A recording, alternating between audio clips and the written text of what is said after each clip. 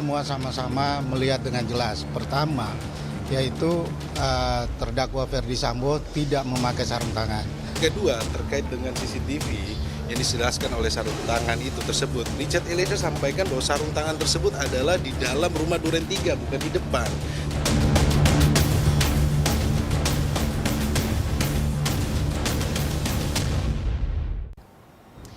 Saudara, penggunaan sarung tangan berwarna hitam oleh Ferdy Sambo hingga saat ini masih menjadi perdebatan. Pasalnya, dua saksi yang merupakan ajudan dari Ferdy Sambo ini sempat menyebutkan bahwa Ferdy Sambo sudah menggunakan sarung tangan berwarna hitam sejak dari rumah Saguling ke rumah Duren 3 untuk mengeksekusi Brigadir Yosua Huta Barat. Namun pada saat CCTV diputarkan di Pengadilan Negeri Jakarta Selatan, ini tidak memperlihatkan bahwa Ferdy Sambo memakai sarung tangan berwarna hitam pada saat turun dari mobil dan sampai di rumah Duren 3 Jakarta Selatan. Lalu, mengapa penggunaan sarung tangan menjadi penting untuk dibahas? Berikut liputannya untuk Anda. Penggunaan sarung tangan Ferdy Sambo kembali ramai. Hal ini penting untuk dibahas kembali dalam persidangan. Saat itu, jaksa penuntut umum menghadirkan saksi dari ahli digital forensik. Hal ini untuk membedah terkait CCTV di rumah Ferdy Sambo, baik di rumah Duren 3 ataupun di rumah Saguling. Namun ternyata CCTV tersebut memperlihatkan Sambo turun dari mobil dan tangan kanannya tertutup kendaraan yang sedang melintas. Hanya tangan kiri Sambo yang terlihat tidak memakai sarung tangan. Setelah pintu terbuka, ya kan? Turun. Pintu terbuka, saya tarik. Lari. Bantu. Turun Pak Ede. Turun. Apa yang kau lihat? Setelah turun, sekitar 1 langkah 2 langkah, senjata jatuh. Senjata jatuh. Sebelum dia turun dan buka pintu, pada saat buka pintu, apa yang pertama kamu lihat? Senjata jatuh, Pak. Senjata jatuh. Terus? Senjata jatuh, saya sebagai RC mau ngambil senjata. Mau mengambil senjata. Terus? Pas saya mau ambil, tapi udah keduluan. Keduluan. Tangannya? Siap, udah keduluan tangannya. Apa yang digunakan? Siap, saya melihat seperti menggunakan sarung tangan. Menggunakan sarung tangan. Warna? Hitam. Setelah dia pungut senjata, dimasukkan di dalam kantong sebelah kanan, dia menggunakan sarung tangan, ya kan? Terus kemana? Masuk ke dalam. Tunggu dulu. Masuk ke kantong ini, ke kantong saku yang di atas atau kantong saku yang di bawah? Di samping. Oh, di samping. Oh, berarti celana yang digunakan ini celana yang ada kantongnya itu ya? Celana bedel, ya. Jadi di samping ditaruh di sini ya. Coba kau berdiri dulu, kita kasih unjuk di mana posisinya.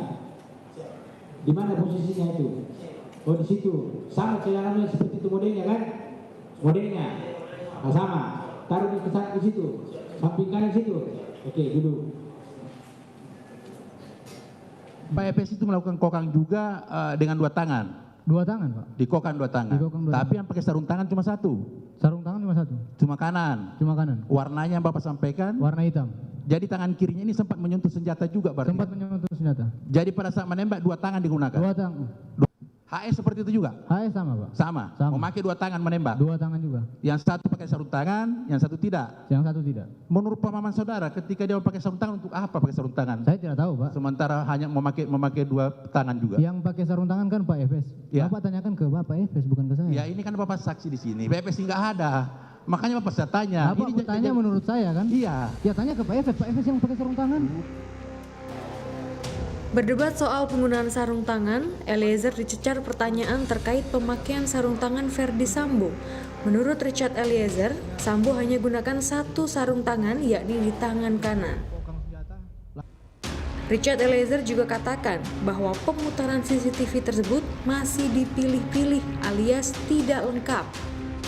Kalau melihat untuk meringankan atau tidak, yang pasti tadi pemutaran CCTV kita semua sama-sama melihat dengan jelas. Pertama, yaitu terdakwa Ferdy Sambo tidak memakai sarung tangan. Dan keterangan Richard Eliezer yang mengatakan bahwa Pak Sambo dari rumah Saguling sudah memakai sarung tangan, sudah jelas itu keterangan tidak benar atau bohong. Ya, Romel juga dalam keterangannya menyatakan bahwa Pak Sambo turun dari mobil di rumah Duren 3 memakai sarung tangan. Tadi sama-sama kita lihat dengan jelas Pak Sambo tidak memakai sarung tangan. Bahwa keterangan memakai sarung tangan itu terbantahkan semuanya. Terbantahkan semuanya dengan pemutaran CCTV. Majelis Hakim tanyakan pada ahli digital forensik berapa jumlah CCTV yang diterima dan diperiksa. Apakah benar hanya sebagian atau sudah lengkap semuanya? Apakah yang saudara dapatkan hasil rekaman CCTV tadi pada waktu di rumah Saguling hanya 2 itu saja atau ada yang lain? Ada sekitar 53 yang mulia, tetapi sudah sampaikan di BAP ahli 337 yang mulia bahwa yang memang krusial adalah yang kami setelkan ditayang dari. Cuman 2 ini saja. Betul, 3 dengan yang di Duren 3 yang mulia. 3 dengan Duren 3. Betul. Enggak, yang khusus rumah Saguling. Hanya 2 yang mulia. Ada 2. Sudah saja. Pada saat itu saudara menerima hanya berupa rekaman saja atau termasuk DVR-nya? Flash disk saja yang mulia. Oh, hanya flash disk saja. Tidak ada DVR-nya yang mulia. Saudara menerima dari Penyidik Polda Metro Jaya yang mulia. penyidik Polda Metro Jaya. Betul. Kan itu ada CCTV di lantai berikutnya, lantai 2 dan lantai 3. Saudara tidak mendapatkan rekamannya?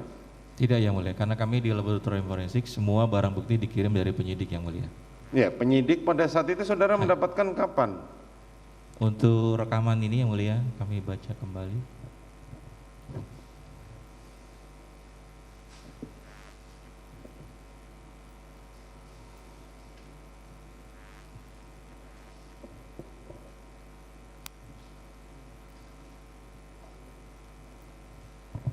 Tanggal 24 Juli yang mulia. 24 Juli. Betul yang mulia. Ya, 24 Juli karena tanggal 18 Juli semua berkas sudah dikirim dari penyidik Polres Metro Jakarta Selatan ke Polda Metro. Betul. Dan selanjutnya dibawa ke Barreskrim. Dan saudara hanya mendapatkan itu saja, tidak mendapatkan utuh seperti yang Duren 3 tadi. Tidak yang mulia. Di mana saudara bisa kalibrasi. Tidak yang mulia. Sehingga ada kemungkinan bahwa lantai 2, lantai 3 tercecer ya di penyidik. Saya tidak tahu yang mulia. Tidak Siap. tahu. Belum lengkap dan masih bercecer, kuasa hukum Richard Eliezer meminta semua CCTV di rumah Duren 3 dan di rumah Saguling bisa diperiksa untuk membuktikan bahwa kebenaran yang diungkapkan Eliezer di persidangan memang benar adanya. Poin pertama adalah ketika disampaikan terkait tidak ada CCTV yang menjelaskan bahwa Richard Eliezer lewat tangga tengah ya. Ini perlu kita sampaikan kepada publik karena dari awal kami sudah meragukan terkait dengan CCTV. CCTV lantai 1 pun yang dihadirkan ini tidak secara utuh. Sehingga kami berpikir bahwa memang CCTV ini sudah tercecer. Karena apa? CCTV yang di lantai 2 dan lantai 3 tidak ada di penyidik ya. Jadi kita perlu sampaikan kepada publik bahwa yang menjadi keterangan Eliezer itu adalah yang benar. Kenapa? Karena Richard Eliezer tidak mungkin tahu secara detail terkait dengan lantai 3, kemudian terkait dengan lemari senjata. Ini kan sudah terungkap di persidangan ketika kita tanyakan kepada saudara PC untuk akses ke lantai 3 rumah Saguling itu harus berdasarkan izin. Karena tidak sembarangan masuk, karena di lantai 3 itu adalah kamar dari saudara PC. Nah ini yang perlu kita ini luruskan ya. Terus kedua, di dalam BAP dari Kuat Ma'ruf juga menjelaskan membawa senjata Steyr bersama Richard Eliezer itu dari tangga tengah. Nah ini yang perlu kita sampaikan kepada publik. Kalau yang disampaikan yang lantai 1 belok kiri itu adalah kamar ajudan dan juga pun ada dapur. Itu juga ada tangga, tetapi Richard Eliezer konsisten bahwa tangga yang dilewati itu adalah tangga tengah. Pertanyaannya kan tidak ada CCTV-nya. Nah kelihatan sekali dugaan kami bahwa CCTV-nya juga pun dipilih-pilih untuk diserahkan kepada penyidik ya. Tetapi CCTV lantai 2, lantai 3 yang menjelaskan proses ada PC dan FS itu juga pun tidak dimunculkan ke penyidik, tidak diserahkan sama mereka. Oke. Yang kedua terkait dengan CCTV yang dijelaskan oleh sarung tangan itu tersebut, Richard Eliezer sampaikan bahwa sarung tangan tersebut adalah di dalam rumah Duren 3 bukan di depan. Tetapi berdasarkan keterangan Romer bahwa dia sudah melihat saudara Ferdi Sambo memakai sarung tangan. Nah, kemarin kita memperhatikan CCTV tersebut juga pun sangat tidak jelas ya. Dan di situ terlihat bahwa tangan kanan dari saudara Ferdi Sambo itu masuk ke dalam kantong.